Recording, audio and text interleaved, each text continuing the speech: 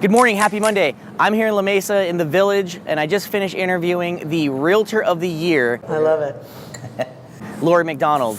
It was awesome to hear her talk and tell me how she built her business on relationships she's made throughout the years by being really involved in La Mesa. 3 coffee dates, 2 happy hours a week. I hope you guys get a kick out of listening to her. And also I want to remind you that tomorrow we have our Thanksgiving potluck 4th quarter sales meeting in Point Loma. We have an amazing speaker. I know I say that every time, but this speaker had a movie made after him. Be prepared to be inspired. It's a great story. I'll see you guys tomorrow.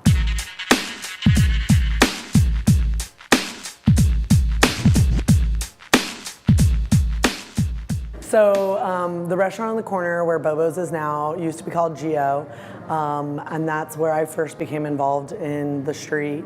But it was one of the first to open up to the street, so you could sit on and kind of people watch. And La Mesa Boulevard has become more and more bustling, and so I think that's like sought after. So Curbside's done it, Johnny B's has done it. A lot of them have more patio seating now. So I feel super cool because I'm sitting here with kind of Miss La Mesa. I think, I mean, you know everybody here, especially on this street. You had a business across the street. I did. What? I had a bridal shop right across the street, actually, and I closed it in June so I could focus full-time on real estate. And but that's how I kind of became involved in the street and street events and politics and all that fun stuff. How have you used that for your real estate business?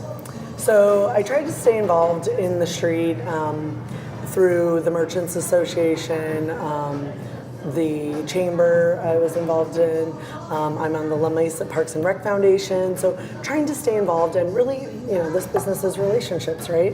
And and I'm a social being, and so all these relationships, it's fun. Sarah came to my birthday party from Sarah's Boutique.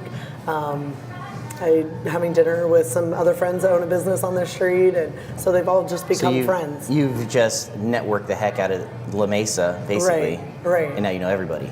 Well, and I'm a 4th generation San Diegan, so I've grown up in La Mesa and know San Diego pretty darn well. Yeah, you do. So, Miss Relationships, what do you do to take advantage of all those relationships? How do you transition that into real estate business? So I don't consider myself to be like a hard sell. Like I'm more about the relationship, and that turns into, I'm top of mind. So somebody says, oh, well, by the way, I think I do want to start looking on Mount Helix, or I do want to look over in West La Mesa in the Marine Manor district.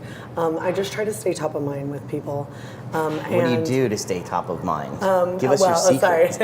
Sorry. Social media has been really big for me. I try to share a lot of my family and what I'm doing and what happens on the street or what happens. So you're not even really talking about real estate, but no, people just know you. Not. People just know you're a realtor. I mean, I talk about real estate, but yeah, I just try to stay involved and in front, and then I think that I'm top of mind for people, so when they think of real estate, hopefully they think of me. But YPN has been great as far as industry connections, and I really feel like in the market that we've been coming through, with it being such a seller's market, it was so key for me to know all the bigger players in the industry and be able to get my offers accepted because they knew me and they trusted me and they liked me, and that's what really helped me with YPN. So, you were Rookie of the Year a couple years ago. Yeah. How did you do that? Well, my marketing plan being that I'm a social butterfly, I tried to set up 3 coffee dates. I love coffee, so 3 coffee dates, 2 happy hours a week. And with people that I don't necessarily see all the time or talk to all the time. So maybe a friend from high school or... So just random, hey, do you want to go to happy hour? Yeah. That's cool. Or hey, let's all get together. And it helps you stay connected with people that you enjoy, and it also helps to stay top of mind for business. And it worked 2 years ago. Right. Are you still doing it? I try to stay consistent. I set up coffee dates. I have coffee dates every week with people. Nice. And I love it. I mean, it's a great way to catch up. It's a great way to talk about... Or Bloody Mary dates. Or Bloody Mary, yeah. It's a great way to catch up, and it's a great way to stay top of mind. And doing this, I get to really enjoy what I'm doing because it's all relationships. It's all talking to people and and then you get to help them get into a home, or you get to help them find something or sell something that isn't working for them at the time. And so I'm loving it. Earlier in our conversation, you said that it's been a seller's market. Right. How do you feel about that now?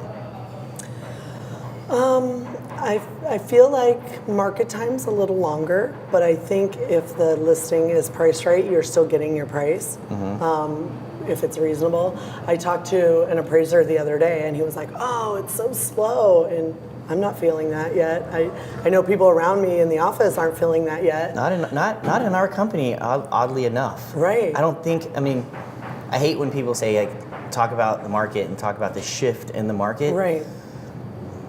I get excited. I'm like, Right. if something does shift, which we're not feeling it, as our company's not, but I know other companies are, and I get in a weird way excited because and you should too, is when other agents are looking at what do I need to do different with this market, and I look at you, I'm like, well, keep doing those coffee meetings, keep doing the happy hours, and don't stop doing that stuff, because I think people will start to look at crazy things that are going to keep them busy when really all they have to do is stick to the basics and everything will be fine. Right. This business is about consistency, right? Yes. Yes. And I think people need to buy and sell in any market, right? So you still have people out there wanting to buy and sell, and I think I've been lucky to be flourishing in this boom of a time, but I think if you just stick with the basics, I'll be able to flourish through any time. So do you do any old school mailers or anything like that? Is it strictly social media and relationship stuff? I actually own a marketing business. So I have Mac Printing here in La Mesa. So we're a full service printing company, and we do signage, postcards. So you leverage the heck out of that. I do mailers every 2 weeks to my farm areas. Nice. And how many are you sending out? Between 1,000 and 1,500. Every 2 weeks? Every 2 weeks, maybe once a month sometimes. There's a Laurie Mac secret right there. It depends. I didn't know that. That's cool. I've been trying to do that the last couple months. Okay. So I figured I had this printing company, I might as well take advantage of it. I'm all, duh. Right, You should, yes. Right. I mean, I've been doing drop buys, but I think the mailers, they say it takes a while to see it, but I've done well in my farm area so far. So and you're social in that area as well. Exactly. Okay. So I stay involved in the school. I stay involved socially, block parties, what have you, in those areas. So if I had to identify what makes you go, it's, I think, the social aspect of everything. People. You're involved in everything. Yeah. Like everything. I love it. I cannot sit home. Yeah. My husband, it makes him crazy, but we have something every single night, and sometimes 3 times in a day. Just because I love being out with people, and I thrive off their energy and gives me energy, and I love it. And that's why you crush it. I love it. Yeah, me too.